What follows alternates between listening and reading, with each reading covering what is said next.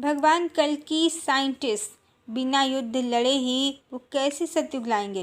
Hello friends, TV serials पौराणिक कहानियों में आपने ईश्वर को गदा चलाते, चक्र चलाते, ब्रह्मास्त्र चलाते देखा है, सुना है। और इस बार भी इस कलिकाल के अंत के समय में भी बहुत से लोग सोच रहे हैं कि भगवान एकाएक प्रकट होंगे, अपना ब्रह्मास्त्र या चक्र चला देंगे और दुश्मन देशों को हराकर सनातन धर्म की स्थापना कर देंगे। तो समझना होगा, राम अवतार में भगवान राजा दशरथ के पुत्र हैं, राजपुत्र हैं, क्षत्रिय हैं, योद्धा हैं, इसलिए युद्ध करना उनकी कहानी का आवश्यक भाग है। और कृष्ण अवतार में भी वो राजपुत्र हैं, इसलिए दोनों अवतारों में बाल्यकाल से ही उन्होंने असुरों का विनाश किया है। इसी भौतिक जगत में सब कहानी चली है। हाँ, द्वापर में देवी राधा एक रहस्यमयी नारी बन गई हैं। श्री कृष्ण का गुप्त प्रेम जो कोई जान नहीं पाया, पर उस काल में भी भगवान ने अपनी देवी राधा की सोल को स्वयं से मर्ज किया था। तभी वो शक्तिमान हुए थे, जो रहस्य ग्रंथों से गायब है, जो कलिकाल का कारण है। मतलब त्रेता में संपूर्ण कहानी भौतिक जगत में ही चली है, सीता हरण, राम रावण युद्ध, रावण की मृत्यु। पर द्वापर में कहानी 3D और 5D दोनों जगत में चली है। और इस बार भगवान 64 कलाओं के साथ आए हैं। भगवान और भगवती तो एक ही हैं, इसका अर्थ भगवती की कलाएं भी 64 ही हैं, शक्तियां हजारों गुना हैं। और अवश्य ही भगवान की कहानी 3D वर्ल्ड में है, प्रेम कहानी भी 3D वर्ल्ड में है, पर 5D में सोल मर्जिंग भी हुई है उनकी देवी से उनकी। पर इस बार भगवान कोई राजपुत्र तो है नहीं, राजा महाराजाओं का शासन काल भी नहीं है, उनका शत्रु कोई एक इंसान भी नहीं है। आप देख रहे हैं किस प्रकार देश आपस में युद्ध कर रहे हैं। स्त्रियों की मर्यादा समाज में तार तार हो रही है। आज समाज में एक रावण, एक कंस या एक दुर्योधन, दुशासन, शिशुपाल तो है नहीं कि भगवान सुदर्शन उठाएं और गला काट दें। असुर ही असुर धरा पर भरे पड़े हैं। धरती पर जल, वायु और स्वयं धरती और उस पर निवास करने वाले जीव जंतु सब असुरक्षित हो गए हैं। सब पर संकट है, स्त्री जाति पर भी संकट है, घोर संकट है। ऐसे में भगवान किससे युद्ध करेंगे? तो इस बार सब कुछ 5D में होगा, जिसका परिणाम भौतिक जगत में दिखेगा। भगवान अपने संकल्प और ऊर्जा से धरती का भी कायाकल्प कर देंगे और हिंसा, द्वेष, वासना की ऊर्जा को कैरी करने वाली सभी जीवात्माओं को अब इस धरा के युग चक्र से बाहर कर देंगे। ये धरती, आकाश, जल, वायु, नक्षत्र, तारे, सूर्य, चंद्रमा सब भगवान ने ही बनाए हैं। उनसे बड़ा न तो कोई साइंटिस्ट है, न कलाकार, न इंजीनियर। तो आप देख ही सकते हैं कि इस समय धरती पर कैसी प्रलंकारी परिस्थिति खड़ी हो गई है। जल, वायु, पृथ्वी, आकाश और अग्नि सब मनुष्य जाति को लिए जाना चाहते हैं। प्लेन और हेलीकॉप्टर भी खूब क्रैश हो रहे हैं। आलीशान इमारतें आग और पानी की मार खा रहे हैं। ट्रेनें भीड़ जा रही हैं, गिर जा रही हैं। क्या है ये? किस बात का संकेत है? ये कलिकाल के अंत का संकेत है। मटेरियलिस्टिक वर्ल्ड जो मनुष्यों ने भोग और शरीर को सुख देने के लिए बनाया है, उसके अंत का समय है। अब प्रकृति हर ओर से टेक ओवर कर लेगी। बहराइच में भेड़िए, गुजरात में घड़ियाल और चीते रिहायशी इलाकों में दिख रहे हैं। मनुष्यों ने अपनी बुद्धि लगाकर प्रकृति का शोषण किया है। अपनी साइंस लगाकर परमात्मा, जिसने एक सुंदर प्रदूषण रहित धरती मनुष्यों को दी थी, उसे बर्बाद कर दिया है।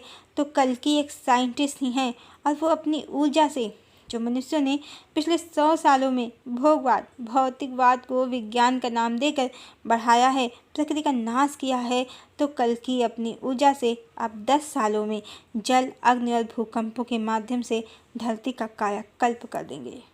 वर्तमान विज्ञान समाप्त हो सकता है, क्योंकि ये ही प्रकृति के सर्वनाश का प्रमुख कारण है। और इसके साथ ही बहुत सा जन समुदाय धरती लोक से गायब हो सकता है, जो हो भी रहा है। अभी वायनाड में आपने जो देखा, हजारों जानों को कुछ सेकंडों में जाते देखा, वो कलिकाल के अंत का ही प्रारंभ है। इसके साथ ही परमात्मा रूपी साइंटिस्ट हर दिशा में काम कर रहे हैं, जिसके परिणाम स्वरूप ही आप ये भी जिसके परिणाम स्वरूप आप ये भी सुन रहे हैं कि वाई क्रोमोसोम सिमट रहा है, घट रहा है। यानी आने वाले समय में स्वाभाविक ही समाज में स्त्रियों की संख्या ज़्यादा होगी। जिसकी संख्या ज़्यादा होती है उसका ही प्रभाव होता है, तो नारी युग आने वाला है। उसी के हेतु परमात्मा सब कार्य कर रहे हैं। और रही बात युद्ध की, तो मनुष्य इस समय धर्म स्थलों के नाम पर और पेट्रोलियम पदार्थों के लिए आपस में लड़ रहे हैं, जो लोभ और दंभ का ही प्रतीक है। यहाँ कोई देवता नहीं है, सब असुर हैं और आपस में सभी लोभ और अहंकार अपने मनोविकारों की संतुष्टि के लिए ही लड़ रहे हैं। तो ऐसे में किसी भी युद्ध को परमात्मा क्यों लीड करेंगे। वैसे चीन और अमेरिका, ये दोनों ही देश कलि पुरुष की ऊर्जा से ही काम कर रहे हैं। चीन ने श्रीलंका, पाकिस्तान, नेपाल, भूटान, भारत के सभी पड़ोसी देशों को कमज़ोर कर अपने साथ कर रखा है। अमेरिका ने अफगानिस्तान, बांग्लादेश, रूस और यूक्रेन को बर्बाद किया है। इजराइल और हमास की जंग में भी पीछे वही है। और अब भगवान कल्कि चीन और अमेरिका दोनों ही देशों से शक्ति छीन लेंगे। वो मात्र अपने संकल्प और ऊर्जा से 1 सेकंड में दुनिया का कायाकल्प कर सकते हैं, जो वो कर भी रहे हैं। तो लड़ने वाले लड़ेंगे और भगवान कल्कि की सेना सत्य, प्रेम, अहिंसा, परोपकार के मार्ग पर ही चलेगी। जब उनके प्रभु कोई युद्ध नहीं लड़ रहे हैं, तो उन्हें भी कोई आवश्यकता युद्ध लड़ने की नहीं पड़ेगी। पर यह भी सत्य है जो मातृभूमि की रक्षा के लिए लड़ रहे हैं, आगे भी लड़ेंगे भौतिक जगत में। वो भी भगवान कल्कि को परम प्रिय हैं, पर प्रत्यक्ष में भगवान को युद्ध नहीं लड़ेंगे। पर उनकी ऊर्जा योद्धाओं के साथ अवश्य होगी और वो अपनी ऊर्जा से एक पहाड़ उठाने, एक अस्त्र चलाने या कुछ मुट्ठी भर लोगों से युद्ध लड़ने के स्थान पर संपूर्ण धरा का ही कायाकल्प करेंगे। तो पुराणों की काल्पनिक कहानियों से निकलें, भगवान के पहाड़ उठाने, विस्फोट में से प्रकट होने, हवाओं में उड़ने और सुदर्शन चलाने की प्रतीक्षा ना करें, क्योंकि सुदर्शन ऑलरेडी चल रहा है, वो भी हर दिशा में, हर क्षेत्र में। अब भौतिकवाद, भोगवाद सबका नाश हो जाएगा, मटेरियलिज्म, अकल्टिज्म सबका नाश हो जाएगा। रोज होता विनाश उसी का संकेत है। जो मनुष्यता के पथ का अनुसरण करेंगे और जो प्रकृति को प्रेम करेंगे, वही सतयुग में प्रवेश करेंगे। भोगवादियों, प्रकृति का शोषण करने वालों, स्त्री जाति का तिरस्कार करने वालों के लिए सतयुग में कोई स्थान नहीं है। तो परमात्मा की महिमा को समझें। ना तो वो कोई साधारण व्यक्तित्व हैं, ना साधारण योद्धा हैं। वो एक साइंटिस्ट जैसे ही हैं, पर छोटे मोटे नहीं। ऐसे साइंटिस्ट हैं जो धरती का संतुलन, पर्यावरण, जल, वायु सबको पुनः अमृत जैसा बना देंगे। तभी तो सतयुग धरा पर अवतरित होगा।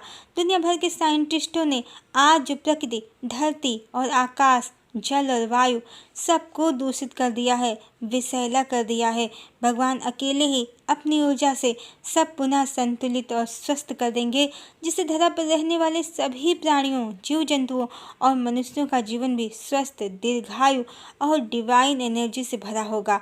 सब में प्रेम, करुणा, परोपकार की ऊर्जा होगी। छल, कपट, दंभ, द्वेष के लिए कोई स्थान नहीं होगा और प्रकृति भी स्वस्थ, सुंदर और उल्लासित होगी।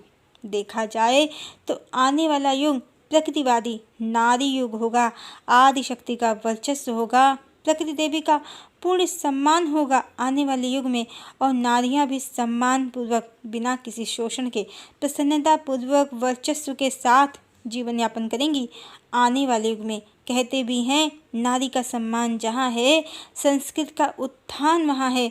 आज ना तो नारी का सम्मान है, न संस्कृत का उत्थान है, बल्कि संस्कृति पतन के गर्त में इस समय है। असुरों का ही धरा पर राज है, जिसके नाश हेतु और धर्म की स्थापना हेतु भगवान अवतरित हुए हैं। कल की सोशल प्लेटफॉर्म पर पूरा गॉसिप का एक सब्जेक्ट बना हुआ है, पर सोशल प्लेटफॉर्म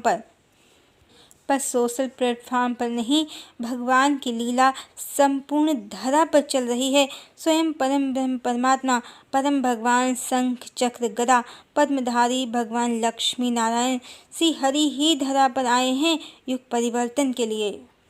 वो कोई साधारण मनुष्य नहीं है, स्वयं परमात्मा है, परम चेतना है, मूल चेतना है, जो धरा की रक्षा हेतु असुरों से धरा की रक्षा हेतु धरा पर अवतरित हुए हैं। हरि ओम।